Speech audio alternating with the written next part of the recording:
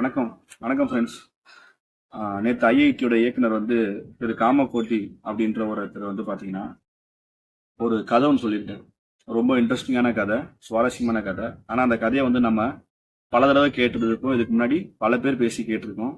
ஆனால் இந்த தடவை அவர் சொன்னதை ஏன் நம்ம டாபிக் எடுத்து பேசுறோம் அப்படின்னா, யாரு சொன்னாங்கன்றது இருக்கு இல்லைங்களா. ஸோ இதுக்கு முன்னாடி வந்து இது போல விஷயத்தெல்லாம் வந்து நீயா நானா மேடையிலையோ இல்லை வந்து ஏதோ ஒரு பொது நிகழ்ச்சியிலையோ இல்லை வந்து ஒரு சோசியல் அவேர்னஸ் கேம்பெயின்லையோ ஏதோ ஒரு இடத்துல வந்து ஏதோ ஒரு சங்கி வந்து கத்திக்கிட்டு இருக்கோம். அதை நம்ம வந்து கடந்து போயிட்டே இருக்கும். ஏன்னா பைத்தியக்காரர் ஏதோ பேசுறான்னு சொல்லிட்டு நம்ம கடந்து போயிடும்.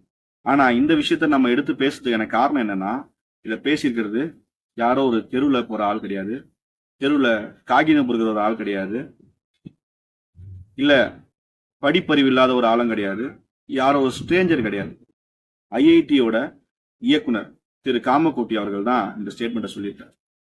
ஸோ இந்த ஸ்டேட்மெண்ட் என்ன அப்படி சொல்லியிருக்காருன்னா, அவர் ஏதோ ஒரு கதை சொல்றாரு. அவர் சின்ன வயசுல ஏதோ உடம்பு சரியில்லை, ஏதோ கன்னியாஸ்திரி வந்தாங்க, அது இதுன்னு சொல்றாரு. அது சரியான ஒரு பொருளையா சொல்ல, அது எனக்கு சொல்ல வரல. அது வீடியோவை நான் பின்னாடி போடுறேன். கன்னியாசி வந்தாரா, அவர் வந்த உடனே அவர் நல்ல ஜோரம் அடிச்சுதான், உடனே ஒரு டாக்டரை கூப்பிடலாமானாரா. அப்பா அந்த சன்னியாசி பேர் மறந்து போயிடுத்து. அப்பா உடனே சொன்ன உடனே கோமூத்திரம் பிபாமி அப்படின்னாராம். உடனே போய் அங்க மாட்டுல சிவாசானத்துல கோமூத்திரத்தை எடுத்துன்னு வந்தாராம். கடகடன்னு குடிச்சாராம். 15 நிமிஷத்துல தொடர்ந்து போயிடுத்தான். அதனால anti bacterial, anti fungal, digestive, இந்த ஸ்டொமக் இரிட்டபிள் பவுல் சிண்ட்ரம், இது மாதிரி பல இதுக்கு நமக்கு கோமயம்ங்கிறது நமக்கு பெரிய மெடிசன். இந்த மெடிசனல் வேல்யூ நம்ம எடுத்துக்கணும். என்ன ஆச்சா, ஜுரம் அடிச்சுதான் மாட்டு கோமியத்தை பிடிச்சிருந்து கொடுத்தாங்களாம். குடிச்ச உடனே சட்டுன்னு ஜுரம் குறைஞ்சிடுச்சான். அவர் என்ன சொல்றாரு, கோமியத்தை குடிங்க, ஜுரம் போயிடும், அஜீரண கோளாறுகள் சரியாயிடும். இப்படிலாம் வந்து டைரக்டா வந்து ஒரு முட்டாள்தனமான செய்தியை ஒரு ஐஐடியோட இயக்குனரே பரப்புறாரு. ஸோ இந்த மாதிரி வந்து ஒரு அவலமான செயல் வந்து பார்த்தீங்கன்னா சங்கிகளால் மட்டும்தான் பண்ண முடியும். அதாவது பசுமாட்டோட கோமியமாக இருந்தாலும் சரி, எருமாட்டு கோமியமாக இருந்தாலும் அதில் வந்து 14 வகையான பாக்டீரியாஸ் இருக்கு, which is harmful to humans. அதாவது மனிதர்களுக்கு தீங்கு விளைவிக்கக்கூடிய பாக்டீரியாக்கள் 14 வகையான பாக்டீரியா இருக்கிறதா வந்து இந்திய கால்நடை மருத்துவம் வந்து ஒத்துக்கிட்டு இருக்காங்க.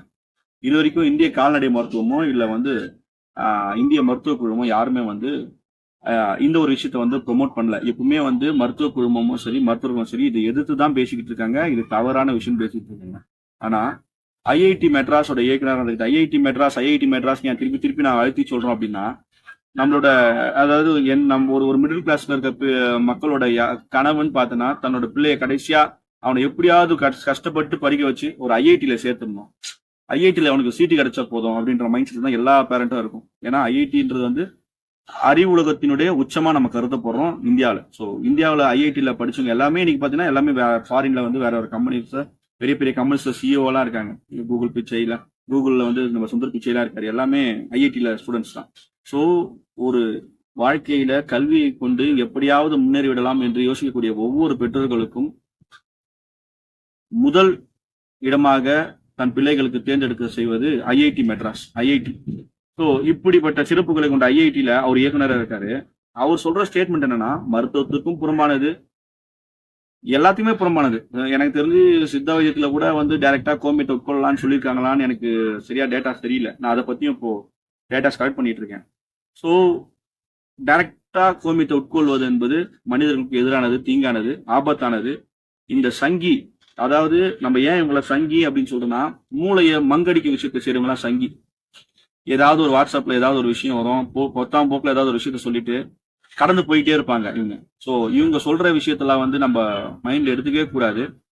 அதே போல விவசாயத்துல கூட மாட்டோட கோமியம் யூஸ் பண்றாங்க அப்படின்னா, அது கூட வந்து பஞ்சகாவியான்னு ஒரு விஷயத்தை தான் யூஸ் பண்றாங்க. அது 5 விதமான மாடு சம்பந்தப்பட்ட 5 விதமான மெட்டீரியல்ஸை கலெக்ட் பண்ணி அதை வந்து ப்ராசஸ் பண்ணி தான் யூஸ் பண்றாங்க. அது விவசாயத்துக்கு அது வந்து பாத்தீங்கன்னா அது வந்து இயற்கை சார்ந்தது அப்படின்னு நம்ம எடுத்துட்டு போயிடலாம். ஏன்னா வந்து எப்படி பார்த்தாலும் வந்து கழிவு, அதாவது மனிதன் கழிவுல இருந்து மாட்டு கழிவுல இருந்து எந்த கழிவு இருந்தாலும் மண்ணுக்கு உரம் தான். ஸோ நம்ம அது உரமா நம்ம பயன்படுத்தி நம்ம எடுத்துட்டு போகலாம். அப்படி அது பிரச்சனை இல்லை. ஆனா டைரக்டா நம்ம வாயால உட்கொள்வது வந்து தவறான விஷயம். அந்த மாதிரி ஒரு விஷயத்த வந்து இந்த மாதிரி வந்து ஒரு ஐஐடி மெட்ராஸ்ல இருக்கக்கூடிய ஒரு இயக்குனர், அதாவது ஒரு டைரக்டர் வந்து ஐஐடி டைரக்டர் வந்து இந்த அளவுக்கு வந்து ஒரு விஷயத்த வந்து பொய்யான செய்தியை வந்து மக்களிடையில பரப்பக்கூடாது. இதை பார்க்கிற சாதாரண மக்கள், படிப்பறிவு இல்லாத மக்கள், படிப்பின் தெளிவு தெரியாத மக்கள் அதை வந்து முயற்சி தான் செய்வாங்க. இதனால அவர்கள் உயிருக்கும் விளைவுகள் ஏற்படலாம், அவங்களுக்கு உடம்புல எந்த மாதிரி பாதிப்புனா ஏற்படலாம். ஸோ இதெல்லாம் வந்து கவர்மெண்ட் முதல்ல ஆக்ஷன் எடுக்கணும். இந்த மாதிரி பேசுறவங்க மேல கண்டிப்பா இந்திய மருத்துவ கவுன்சில் வந்து அவங்க மேல வந்து அரசாங்கத்துக்கு பரிந்துரை செய்யணும், அவங்க மேல நடவடிக்கை வேணும்னு பரிந்துரை செய்யணும். ஸோ தயவு செய்து மக்கள் யாரும் இந்த மாதிரி சங்கி பேச்சை கேட்டு நிக்காதீங்க. அதே போல எனக்கு இன்னொரு விஷயம் என்னன்னா, இவங்க திரும்ப திரும்ப இந்த கோமியம் இதெல்லாம் வச்சு எதை புனிதப்படுத்த பாக்குறாங்கன்னா, மாட்டை புனிதப்படுத்த பாக்குறாங்க. சரி, மாடுன்னு வரப்போ இவங்க மொத்தமாவே எல்லா மாட்டையும் புனிதமா பாக்குறாங்களா, இல்ல பசு மாட்டை மட்டும் தான் பாக்குறாங்க ஒரு கேள்வி வருது. ஏன்னா இப்ப பஞ்சகாவியன்ற ஒரு பொருள் நம்ம யூஸ் பண்றோம் அப்படின்னு வச்சுக்கோங்க. இந்த பஞ்சகாவியா கூட பசு மாட்டுல இருந்து வரக்கூடிய பொருளை மட்டும்தான் நம்மளால பண்ண முடியுமா, இல்ல எருமாட்டுல இருந்து வர பொருளையும் பண்ணலாமா? எனக்கு திரும்ப திரும்பவே இவங்க வந்து பசுவை புனித தன்மையாகவும் பசு மாட்டை புனிதமாகவும் பசுவில இருந்து கிடைக்கிற பொருளை புனிதமாகவும் பாக்குறாங்களே தவிர இவங்க வந்து எருமாட்டுல இருந்து வரத புனிதமா கருதுறது இல்ல. எருமாட்டை வந்து இன்னமும் அது வந்து ஒரு தரக்குறைவா தான் பாக்குறாங்க, கருப்பா இருக்க ஒரு காரணம். இதுல வந்து நிறவெறி இருக்குதா இல்ல வேற எதனா இருக்காதான்லாம் நான் அதுக்குள்ள ஆராய்ச்சி பண்ண விரும்பல. லேட்டஸ்டா கூட ஒரு இந்த சபரிமலை சீசன்ல 2 வாரத்துக்கு முன்னாடி சபரிமலைக்கு போற சுச்சுவேஷன் நாங்க போனோம். வருஷம் மாலை போட்டு போற ஆள் தான் நான். இந்த வருஷம் என்னால போக முடியல, பட் நான் கூட ஃப்ரெண்டு கூட சும்மா போனேன், மலை ஏறல. அப்போ நெய் கொண்டு போகணுன்றப்போ ஒருத்தர் கேட்கிறாரு, இது பசு நெய்யா எரும நெய்யான்னு கேட்கிறாரு. நெய்யில என்னங்க பசு நெய் எரும நெய் ஒன்றும் புரியல. ஐயப்பன் வந்து எங்கேயாவது சொல்லியிருக்காரா பசு நெய் தான் வேணும்னு சொல்லியிருக்காரா, இல்ல பசு நெய் தான் பூஜைக்கு உட்கார்ந்ததுன்னு எங்கேயாவது இருக்கா, எனக்கு அதுவும் தெரியல. அதாவது இவங்க திரும்ப திரும்ப பசுவை புனிதமாக கட்டமைக்கிறதுக்கு மனிதர்களோட நம்பிக்கை கூட விளையாடுறாங்க. ஸோ தயவு செய்து சொல்றேன், இந்த மாதிரி விஷயத்த சங்கிகள் ஸ்டாப் பண்றீங்க. ஸோ காமகோட்டி அவர்களே, உங்க கதையை வீட்டுல தயவு செய்து உங்க மனைவி கிட்டயும் உங்க பிள்ளைங்கிட்டையும் மட்டும் சொல்லுங்க.